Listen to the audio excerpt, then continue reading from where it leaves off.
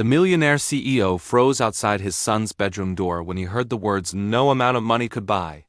What this black nanny whispered to his child would shatter everything he thought he knew about love, loss, and the woman who'd been caring for his son. David Richardson stood motionless in the marble hallway of his Beverly Hills mansion, his Italian leather shoes silent against the polished floor. At 47, he had built Richardson Technologies from a garage startup into a $200 million empire. But tonight, something as simple as a lullaby would bring him to his knees. It was 9:15 p.m. on a Tuesday evening, and David had just returned from another 16-hour workday. The house felt eerily quiet, just as it had for the past 2 years since his wife Sarah had passed away from cancer, but tonight something was different. A soft melodic voice drifted from his 6-year-old son Tommy's bedroom, carrying a tune that made David's blood run cold. He knew that lullaby, every note, every word. His own mother had sung it to him 40 years ago when the world seemed too big and scary for a little boy to handle. But how could Grace Washington, the 30-year-old black nanny he'd hired just 3 months ago, possibly know the same song? David pressed his back against the cool wall, his heart pounding as he strained to listen. Grace had been a godsend during the most difficult period of his life. While he struggled to keep his company afloat and process his own grief, she had stepped in seamlessly, caring for Tommy with a tenderness that reminded him of his late wife. What David didn't know was that Grace Washington carried a secret that would explain everything and break his heart in the process. As he stood there in the shadows, David could hear Tommy's small voice asking, "Grace, why do you always sing that song to me?" The question hung in the air like smoke, and David found himself holding his breath, waiting for an answer that would change everything he thought he knew about the woman who had become such an integral part of their lives. For David Richardson, success had always been measured in concrete terms: quarterly earnings, stock prices, market share, expansion plans. These were the metrics that had driven him through 18-hour workdays and cross-continental business trips. They were the numbers that had justified missing school plays and soccer games, the figures that had seemed so important when Sarah was alive to handle the emotional side of their family life. But standing in that hallway, listening to Grace pour her heart out to his son, David realized that all those years of chasing financial milestones had caused him to miss the most important measurement of all: the depth of love that could exist between two people who needed each other desperately. The irony wasn't lost on him that he had hired Grace through the most impersonal process possible: an online job posting, a brief phone interview, a background check, and a trial period. He had approached finding care for his son the same way he approached hiring any other employee, focusing on qualifications and references rather than the intangible qualities that actually mattered. He had been looking for someone who could manage Tommy's schedule, prepare his meals, and keep him safe from harm. What he had found instead was someone who could heal his son's heart in ways that David hadn't even realized it needed healing. As Grace continued her story, David found himself remembering his own childhood in vivid detail. His mother Eleanor had possessed the same gift for making everyone feel valued and loved, regardless of their station in life or background. She had taught him that true wealth wasn't measured in dollars but in relationships, that genuine success wasn't about what you accumulated but about what you gave away freely. But somewhere along the path to building his empire, David had forgotten those lessons, trading his mother's wisdom for the pursuit of material achievements that now seemed hollow by comparison. The house around him told the complete story of that trade-off. Every room was perfectly appointed with expensive furniture and artwork. But until Grace arrived, there had been no warmth, no laughter echoing through the halls. The mansion had become a beautiful mausoleum, a testament to financial success that had somehow managed to feel empty despite being filled with valuable possessions. Tommy had been rattling around in all that expensive emptiness like a small ghost, trying to find comfort in toys that couldn't hug him back and games that couldn't ease his nightmares about losing his mother.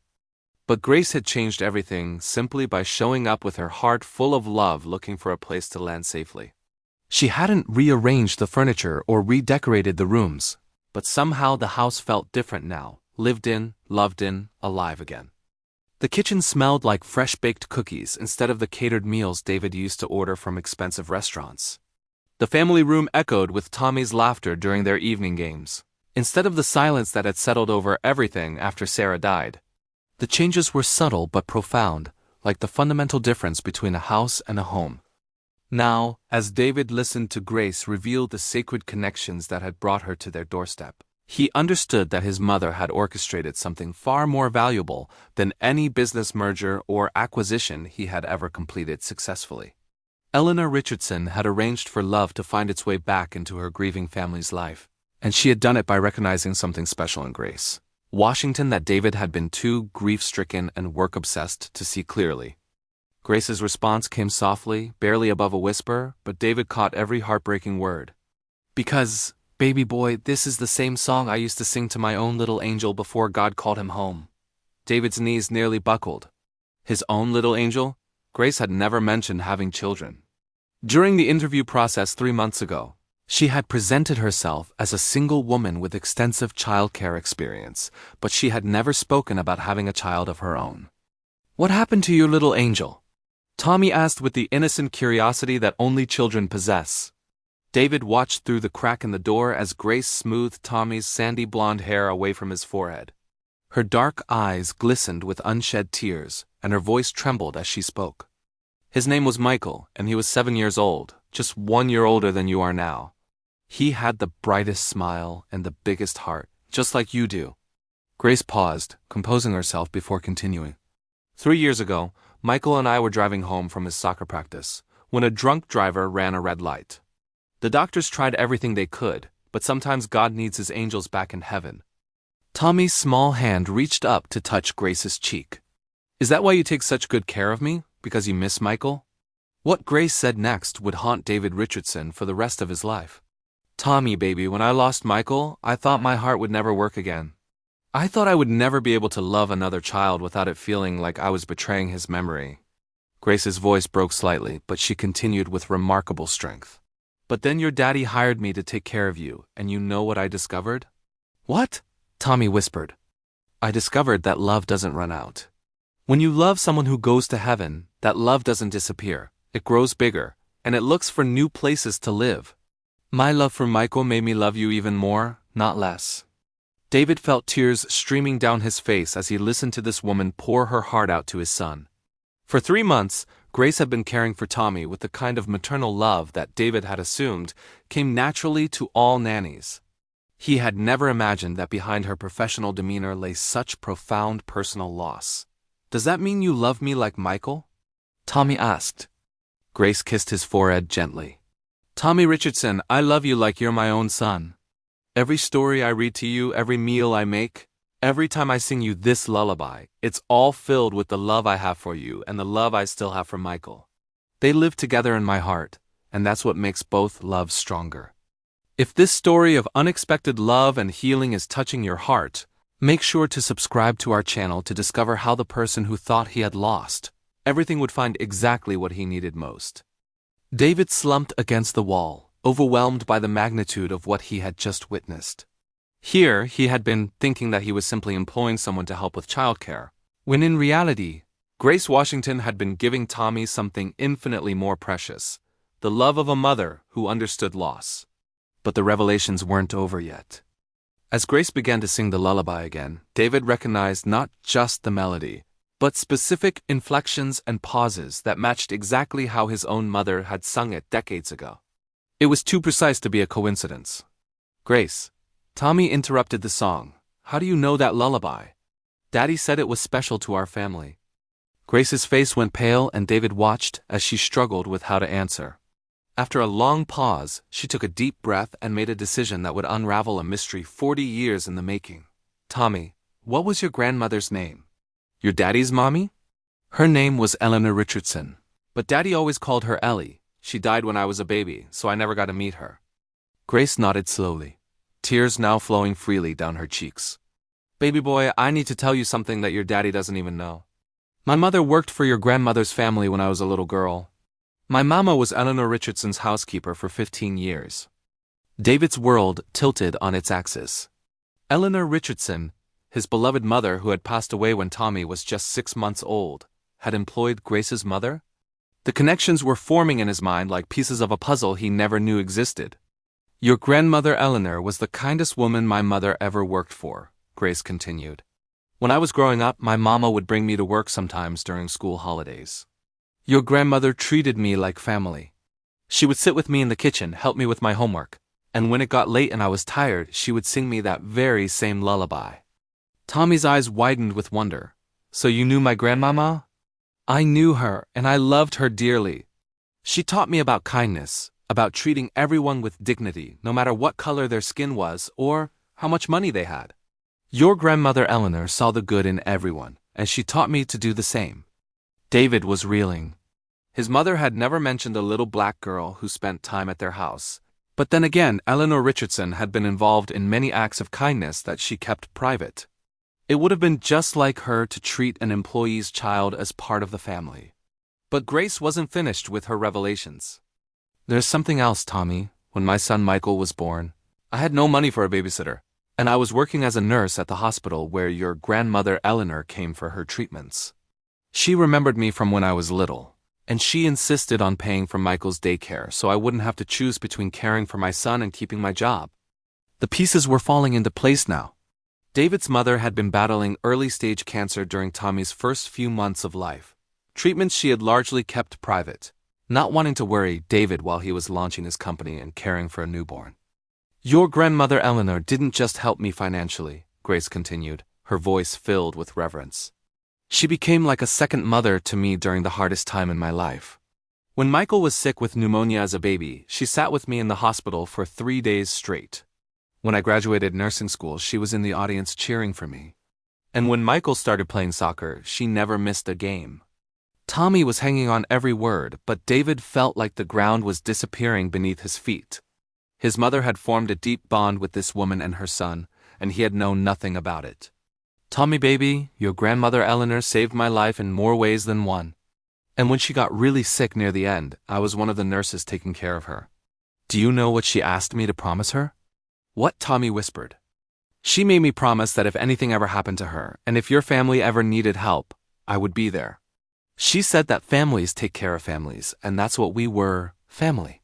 The weight of this revelation hit David like a physical blow. His mother had orchestrated this connection from beyond the grave. Grace Washington hadn't answered his job posting by chance. She had been fulfilling a deathbed promise to his mother. But Grace, Tommy said thoughtfully, if you promised Grandmama Eleanor you would help our family, why did it take so long for you to come work for us? Grace smiled through her tears. Oh, sweet boy, I tried to contact your daddy after your grandmother passed away, but he was so busy with work and taking care of you and dealing with his own grief. I left messages, but they never got returned. I understood he didn't know who I was or why I was calling. David's heart sank as he remembered the dozens of condolence calls and messages he had ignored during those dark months after his mother's death.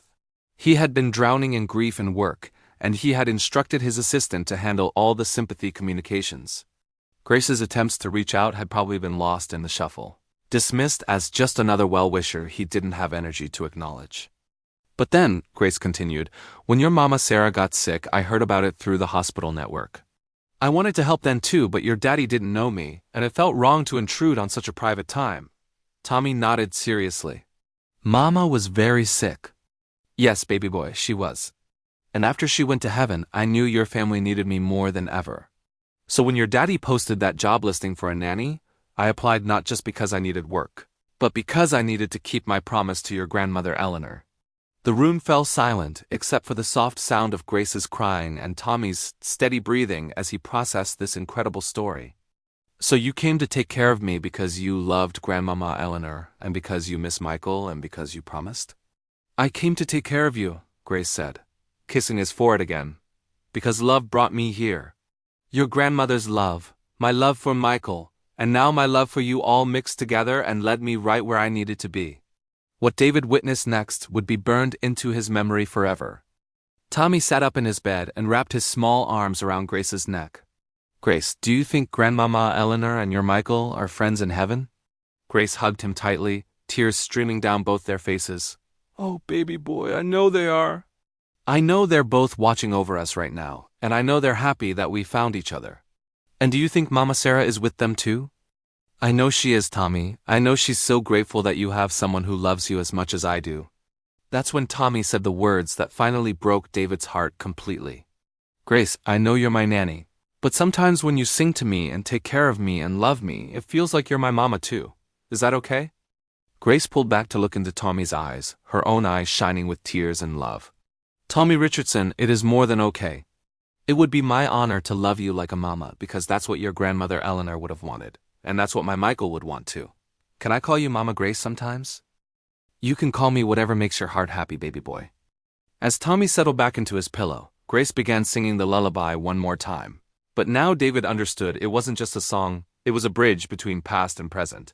Between loss and love, between a grandmother's dying wish and a child's deepest need. David had heard enough. He quietly backed away from the door and made his way downstairs to his study, where he sat behind his massive oak desk and wept like he hadn't wept since the day his mother died. Everything made sense now. Tommy's dramatic improvement over the past 3 months, his better appetite, his decreased nightmares, his return to laughter, hadn't just been the result of hiring a good nanny. It had been the result of a divine appointment orchestrated by his mother's love, and fulfilled by a woman who understood exactly what it meant to love a child you didn't give birth to. But there was still one more revelation to come, and it would change everything. The next morning, David made a decision that would alter the course of 3 lives forever. Instead of pretending he hadn't overheard the conversation, he chose to honor the transparency and love he had witnessed. Grace, he said as she prepared Tommy's breakfast, we need to talk. Grace looked up nervously, immediately sensing something had changed. Of course, Mr. Richardson, is everything all right? Everything is more than all right, but I owe you an explanation and an apology. David took a deep breath. I heard your conversation with Tommy last night. Grace's face went pale. Mr. Richardson, I can explain. No, David interrupted gently. You don't need to explain anything. I need to explain. My mother tried to teach me about love and family and looking beyond the surface, but I was too busy building my career to pay attention. She saw something in you that I should have seen immediately. Grace remained silent, unsure where this conversation was heading. Grace Washington, you didn't just answer a job posting. You fulfilled a sacred promise to my mother, and you've given my son something I could never provide, the love of someone who understands loss and knows how to transform it into something beautiful. Tears began forming in Grace's eyes. Mr. Richardson. David, he corrected. After everything you've done for our family, after everything you've been to Tommy, I think we're past formalities. David, Grace said softly, I need you to know that everything I told Tommy was true. I do love him like my own son, and if that makes you uncomfortable. Uncomfortable? David laughed through his tears. Grace, what makes me uncomfortable is knowing that I hired you thinking I was doing you a favor, when really you were doing me the greatest favor of my life. What makes me uncomfortable is realizing that my mother spent her final months making sure Tommy would be cared for by someone who would love him the way she did, and I was too blind to see the miracle she arranged. Grace wiped her eyes with the back of her hand. Your mother was an extraordinary woman. Yes, she was. And she raised me to be better than I've been. David paused, gathering his courage for what he needed to say next. Grace, I don't want you to be Tommy's nanny anymore. Grace's heart stopped. I understand. If I overstepped boundaries. No, David said firmly. You didn't overstep anything. I don't want you to be Tommy's nanny anymore because I want you to be part of our family. Really part of it. Not as an employee, but as the person my mother knew you were meant to be in our lives. The kitchen fell silent except for the sound of Grace's quiet crying. What are you saying? She whispered. I'm saying that Tommy needs a mother, and you need a child to love. And my mother somehow knew that before any of us did. I'm saying that if you're willing, I'd like to talk to my lawyers about making you Tommy's legal guardian alongside me. I'm saying that this house has been filled with grief for too long, and love has finally found its way back in. Grace sank into a chair, overwhelmed by the magnitude of what David was offering. But David, we barely know each other. You don't understand what you're saying. I understand perfectly, David replied. I understand that you've loved my son like your own for 3 months, even though you were being paid to care for him. I understand that you've given him stability and comfort during the hardest time in his young life. I understand that my mother trusted you enough to make you promise to watch over us, and she was never wrong about people. He sat down across from Grace at the kitchen table, the same table where Tommy ate the meals she prepared with love, where they did homework together, where she had been building a foundation of family without even realizing it. Grace, I'm not asking you to marry me or pretend that we're something we're not. I'm asking you to be what you already are. Tommy's mother in every way that matters. And maybe, if we're both open to it, we can figure out how to be the family that grief tried to destroy but love found a way to rebuild. Grace looked through the kitchen window to where Tommy was playing in the backyard, his laughter carrying on the morning breeze, laughter that had returned to their home because of her presence. "What about Michael?" she asked quietly. "What about my son who died?" David reached across the table and took her hands in his.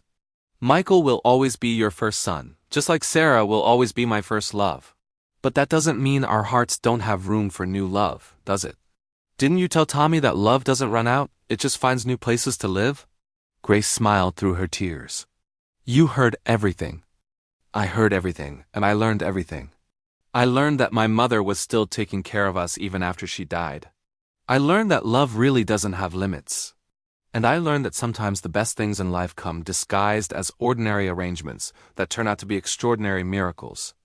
6 months later, the Richardson family looked nothing like it had the year before, but it was exactly what it was meant to be. Grace had legally become Tommy's adoptive mother, and though she and David were still navigating what their relationship meant for them personally, there was no question about what it meant for Tommy. It meant he had a complete family again. The boy who had lost his mother to cancer and nearly lost himself to grief was thriving under the care of a woman who understood that loving a child didn't require giving birth to them. It just required showing up day after day, with a heart full of love and arms ready to hold whatever needed holding.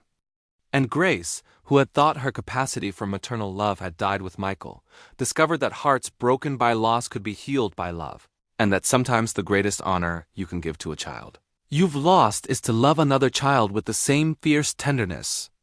David learned that success wasn't measured in quarterly profits or stock valuations.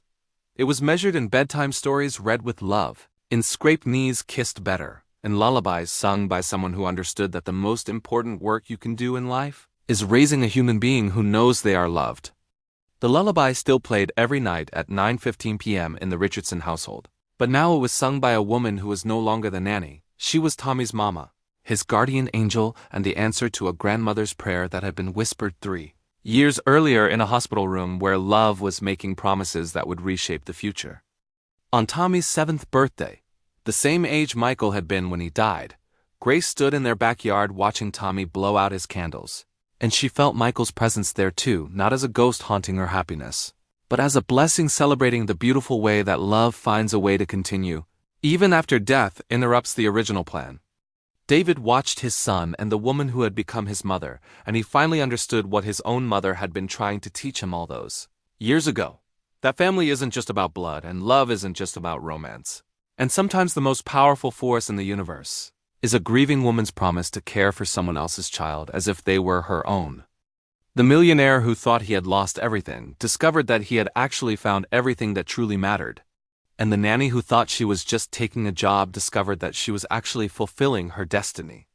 If this story of love, loss, and the beautiful way that broken hearts can heal each other has touched your soul, subscribe to our channel for more stories that prove that the most powerful miracles often come disguised as ordinary moments that turn out to be absolutely extraordinary. Because sometimes the most important thing you can do is listen at the right door at the right time, and discover that love really doesn't end. It just finds new and more beautiful ways to express itself. The Richardson family learned that grief doesn't have to be the end of the story. Sometimes, it's just the beginning of a love story that's bigger and more beautiful than anything you could have planned yourself. And Grace Washington learned that keeping a promise to a dying woman can become the doorway to a life more wonderful than anything she had dared to dream. Even in the darkest depths of her own loss, love wins. It always wins. Sometimes it just takes longer than we expect and arrives in ways we never saw coming.